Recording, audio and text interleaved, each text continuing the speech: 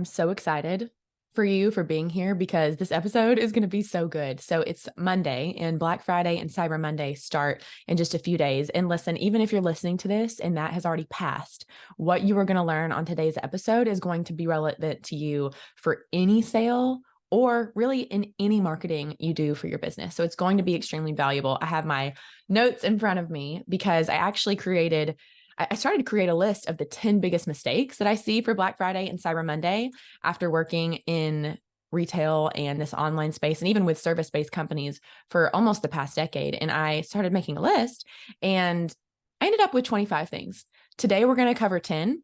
And if you want the additional 15, I put it together in a 3-page document with some explanations for each of the mistakes that you're making and what you can do instead. So these may be mistakes that you're making with your organic posts, with your paid ads on your website, in your emails, whether you offer a service-based business or a local business or an online business, whatever it is, products, services, B2B, B2C, you name it, this is going to be relevant. So if it's Black Friday and Cyber Monday in a few days when you listen to this, get ready, take your notepad out, write this down. There's going to be things that you can start doing today. And yes, it's going to be a fast turnaround. You got a few days to do this if you're listening to this before Black Friday and Cyber Monday, but you can make it happen. So again, we're going to cover the 10 things now. And if you want those extra 15, you can go to ashleybrock.com/Friday and get a full list of all of them. So let's jump into the first one. And the biggest mistake I see is that you're just not participating in Black Friday and Cyber Monday at all. You think it's not relevant to you. You think that there's too many players out there. Do I even have a chance? And my answer to you is yes, you do. You not only have a chance, you have an opportunity to serve the people who need you in your business specifically. So your competitors are out there serving your audience. So why not you? You can be there. It does not have to be outrageously expensive. It can be profitable when it's done the right way. And maybe you do offer a local service and you're sitting there thinking, I don't think that's relevant to me. I don't know that I can do Black Friday or Cyber Monday. I disagree. If your competitors aren't doing it and you think, well, we offer a local plumbing or AC service, you can offer something to serve your audience on Black Friday and Cyber Monday. Whether that's a gift card, whether that's a discount on a future service, whether it's a membership, there's something, some way that you can add value and offer for the people who need you.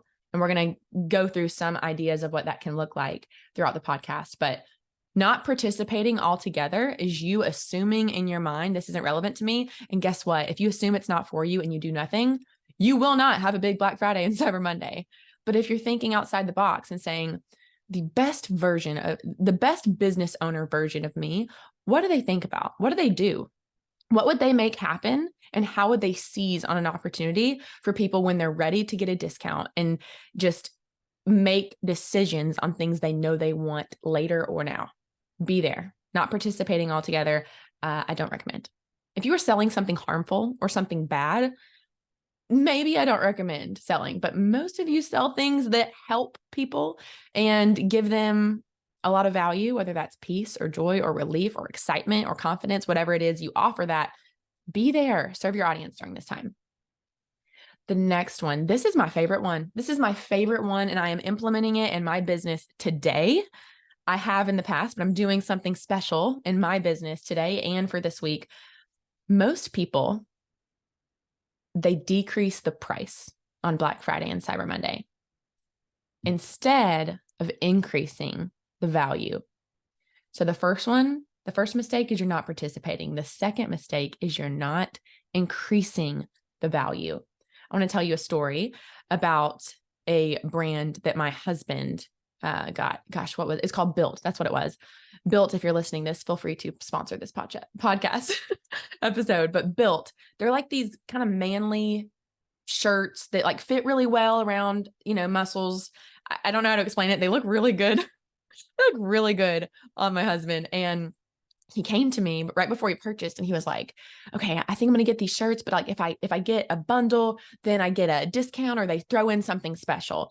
And what happened was when he bought 5 shirts, they sent him a pair of shorts for free. So they added value. Well, guess what? He put on those shorts and he looked awesome. He thought he looked awesome. I thought he looked awesome. I was like, dang it, how much are those? He's like, oh, they put those in there for free. Well, of course, he went and bought more of those. And I think they're their top selling shorts. He was wearing them this morning. I'm telling you, cute shorts. That's the word I'm going to use for now.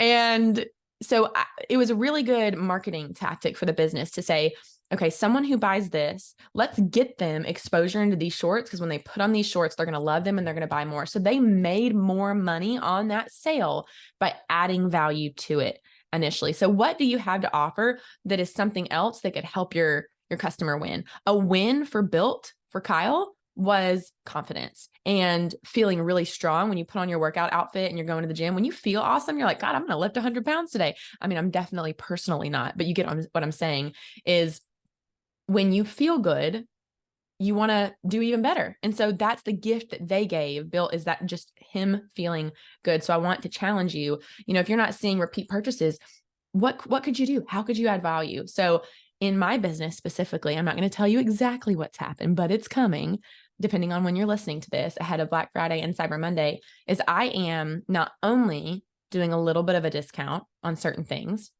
in particular, the Marketing Matters Summit. I am going to do a discount on that if you're listening. So get ready in your email, but I'm also increasing the value. And I think that's a big mistake that people make, is they just slash prices. But what if you gave even more value? Okay. Number 3 is not looking at your competitors' ads.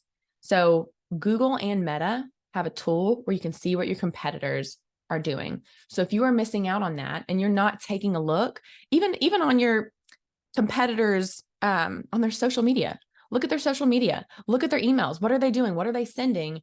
There's always something that you can learn, and you don't always have to reinvent the wheel. You can take someone else's wheel and absolutely don't copy them. Put it in your own language, your own verbiage. But if you see something working for them, test it out. Learn from what your competitors are doing. This morning, and she owns a promotional products company in Canada called Innovatex. So she does a bunch of different, basically anything you can put your logo on, she can make it. It's very cool. She and I were chatting this morning, and she had looked at one of her competitors' ads, because we've been working together for so long. So she's like, it's coming up. How can I learn from what my competitors are doing? And we looked at one of her big competitors, and we actually just reviewed it together and walked away with 2 or 3 action items of, what a good idea that they're doing. Let's test something similar in our business. So make sure that you do that too. Look at what your competitors are doing. Number 4 is not thinking it'll work. I cannot emphasize this enough. If you think that Black Friday and Cyber Monday in your business is going to be a bust, it's not going to go well, it won't. It absolutely will not, because you're operating out of hesitancy instead of expectancy. When you operate out of expectancy, you expect it to work. You do the things that it takes to work. And if it doesn't, you keep going and going and going. But when you operate out of hesitancy, you're like, I don't know if I should. This ad doesn't seem to be doing very well, but it's probably not going to work anyway, so I'm not going to do it. It definitely won't work. Steve Harvey had this quote. He said, you'll never know if your parachute will let out if you don't jump off the cliff. Okay, so if you're too scared to jump off the cliff, I can guarantee you your parachute won't come out, and I can guarantee you will not have the Black Friday and Cyber Monday you want. But if you want it bad enough, operate in a way with a mindset and with a sense of determination that it's going to work. Stop putting in your brain, what am I going to do if this doesn't pan out? And start thinking, oh my goodness, what are we going to do when this works? How am I going to celebrate when this works? That's the type of mindset that will allow you to win on Black Friday and Cyber Monday. All right, so recapping, number 1, the number 1 mistake is not participating at all in Black Friday and Cyber Monday. Number 2 is not increasing the value. Number 3 is not looking at your competitors' ads. Number 4 is not thinking it will work. Number 5 is not being serious about your deadlines. So if you say the sale ends Thursday at midnight, the sale needs to end Thursday at midnight. The coupon needs to stop working. The cart needs to close. The page needs to go off the website, whatever it is, depending on your business model. Your business, let me rephrase that. You're teaching your customers how to treat you. And by teaching them that you don't mean what you say, you're teaching them that you can't be trusted. And when you lose credibility and trust from your audience, you may never gain it back. And that's with relationships, that's with anything. When you lose trust, it's extremely hard to get it back. And especially with customers where they have a bunch of different options and there's someone else that does something similar to what you do, and they could choose them if they lose trust for you. So just mean what you say when it comes to your deadline. Number 6 is if you offer or if you have a physical location, your mistake is you're not editing your Google Business Profile hours. There's a bunch of reasons that updating your GBP is so important to Google, and I'm going to do more episodes on that specifically. But for now, what you need to know is to go to your GBP, your Google Business Profile. It used to be called Google My Business. But basically, if you have a physical location or if you just offer a local service, you should have a GBP, and it should be claimed.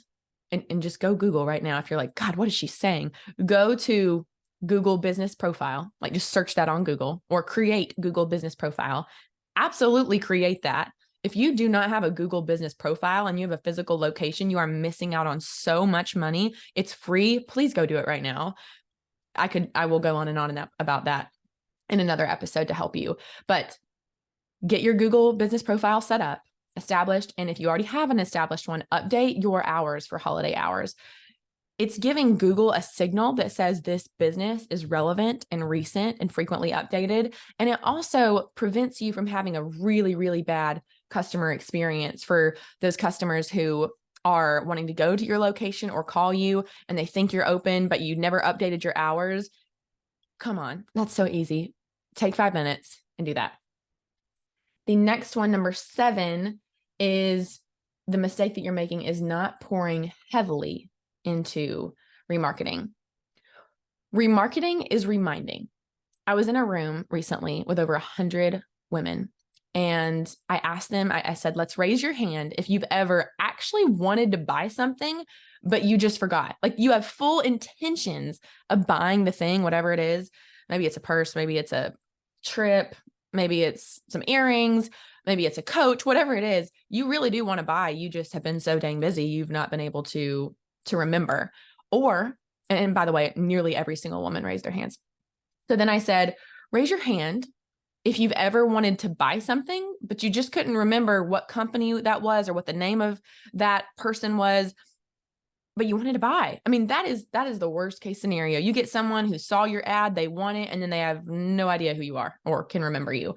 That's why remarketing is so important. Remarketing is reminding.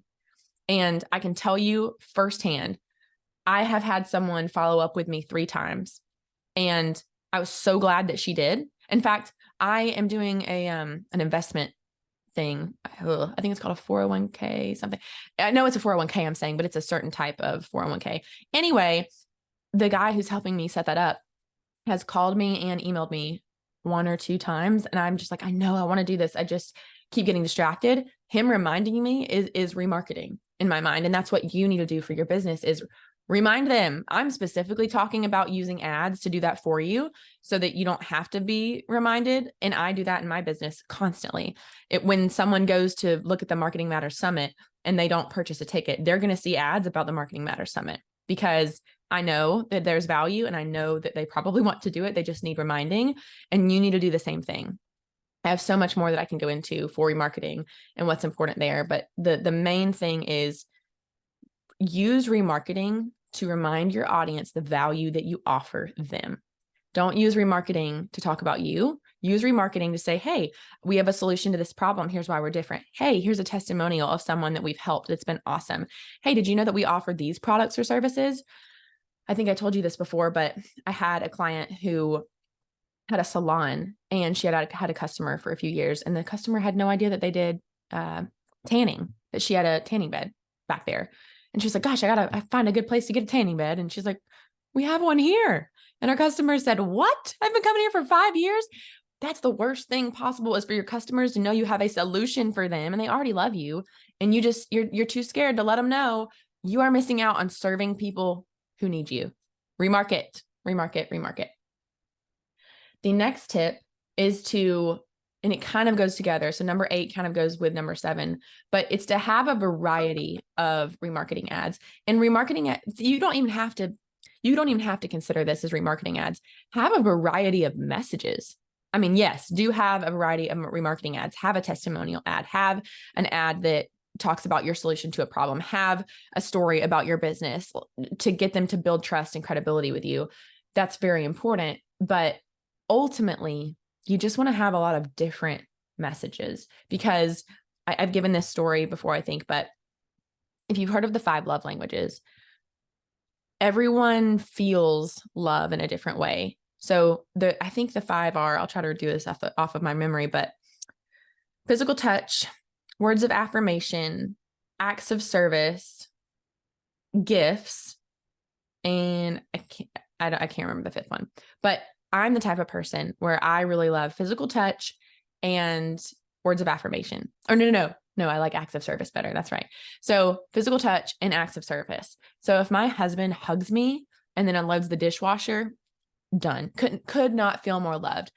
Words mean a lot to me. Gifts mean a lot to me, but they don't do it for me like a hug or an act of service. And the reason I'm telling you the story is because your buyers have different ways that make them feel loved too. Some of you, when you heard the 5 love languages just now, you might have thought, oh, gifts, that is really a way for someone to show that they love me. And you just feel so special when they do that. There's different buyer types too. So different buyers are going to resonate with different messages, which is why you can't just have one ad and broadcast it out to everyone. You want to have different messages that resonate with people who think and perceive things differently than you do. We're all more likely to market the way we like to be sold to, versus remembering that there's other people who will interpret a message differently. Number 9 is not having more than one ad. So it's actually kind of what I was mentioning a second ago, is I've seen people, they will send me a Black Friday ad that they made on Canva. And hey, I'm making mine on Canva, but they'll send me a Black Friday ad and say, this is my ad. And I ask them, is that for your prospecting for new people? Or is that for remarketing of people that have been to your website but not purchased yet? Or is this for people who have purchased? And they're like, yeah, this is for everybody. It's just Black Friday. You want to think about it like going on a date. You want to talk to people differently based on where they're at with you in your business, whether they've heard of you, whether they've been on multiple dates with you in your business, whatever it is. So you don't want to just have one ad that is targeting new people and returning people. So that's a common mistake I have, is think about where people are at in their journey with your business and communicate to them in a way that's like, hey, you're introducing yourself for the first time, or you're saying, buy right now because I know you've been to my website and watched all my videos. It's time. Let's do this. So you just want to make sure you cater your message based on their relationship with you and have more than one ad. Don't create one ad and blast that out everywhere. And number 10, the mistake I make, or that I've seen people make, is not teasing what's coming. This right now is me teasing what's coming. There is something else coming for anyone interested in the event or in the program.